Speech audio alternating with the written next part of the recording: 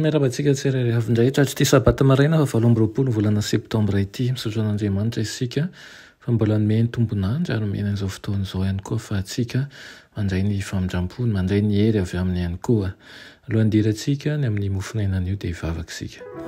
Iranay tsara andrizan-danitro tolotra ianao ny dera ny laza ny aja sy ny voninahitra misaotra anao izahay fa mbola nomena an'izao sabata maraina izao misaotra anao ihany koa izay mitaona anay ho amin'ny tsara kokoa hatrany.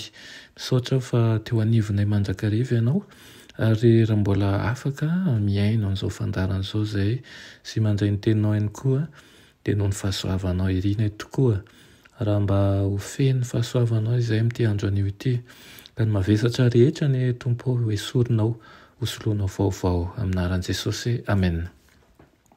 Lohateny mofinainantsika androany dia manao ny fampianaran'ny tompo. Nalaina amin'ny Isaia toko 9:20 manao hoe ho amin'ny lalàna sy ny teny vavolombelona ihany raha tsy miteny araka izany teny izany izy dia olona izay tsy mpisahany fahazavany maraina. Amen. Ny fampianaran'ny tompo izay voalaza mazava ao amin'ny teniny ny tokony ho fitsipiainantsika ny baiboly irery ary ny tokony ho mpitaridarana antsika tsy maintsy manaraka sy magnatoa ny fitsipika ny lanitra izay mitondra fiainana isika fa tsy ny foronany fotsika. Ny fahendren'Andriamanitra sy ny heriny izay miasa amin'ny fo izay mandray no mampirindra ny fisainana sy ny toetra hifanaraka amin'ny lalàna sy ny fitsipika ny lanitra.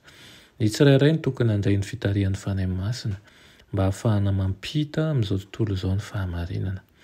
Asaina mampaneny fanairana ho an'ny olona isika.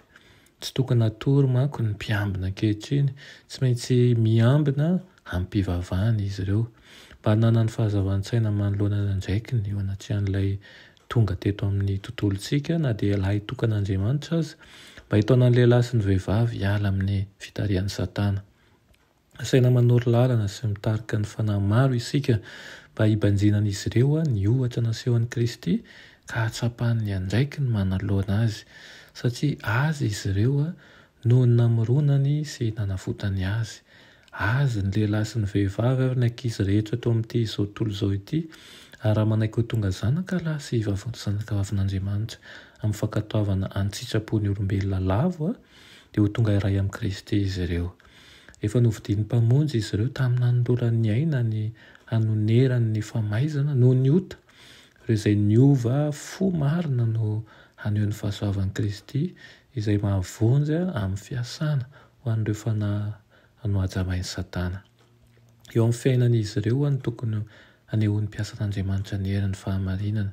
Tsy ho ela izao tontolo izao dia ampoamoahan'ilay mpanome lalàna noho ny amin'ny lalàny izay nodikaina raha izay miala amin'ny fandikan-dalàna ho amin'ny fankatoavana ihany no afaka hanantena famelan-keloka. Tokony asandratsika ny faneva misoratra manao hoe ny didin'Andriamanitra sy ny finoanan'i Jesosy tokony hanao ny ezaka hanairana ny mombana ny fiangonana sy rehetra mitonona ho kristianina isika mba hahitan'izy ireo sy ankatoavana ny fitakian'ny lalàny lanitra. Asaina mamoha an'ireo latsaka ao anatin'ny torimasom-panahy isika. Asaina mamoha an'ireo latsaka ao anatin'ny torimasom-panahy ianao ary ho mpitily sy ho mpiambina any rehetra tokoa ny isika ka ahatsiaro mandrakariva fefa fotoana izao fa mila mivonona amin'ny fiavian'i Jesosy tsy ho ela ilay mirao ny lanitra tokoa isika. Amen. Ianay tsara indrindra mbola misaotra anao izay ny amin'izany teninao izany. Ampio koa izay tompo mba ho mpiambina mahatoky fa tsy hiampina ny hafa ka ao anatin'ny fitsaratsarana azy na fanesoana azy fa aoka ao anatin'ny fahamendrehana sy ny fanetretena ary ny fitiavana irery ihany. Aminaran'i Jesosy. Amen.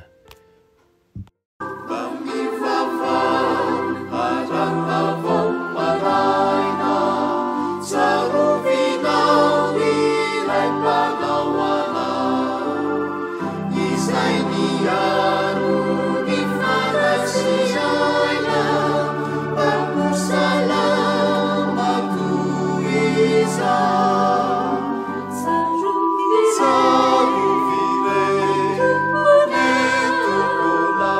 Sepiaro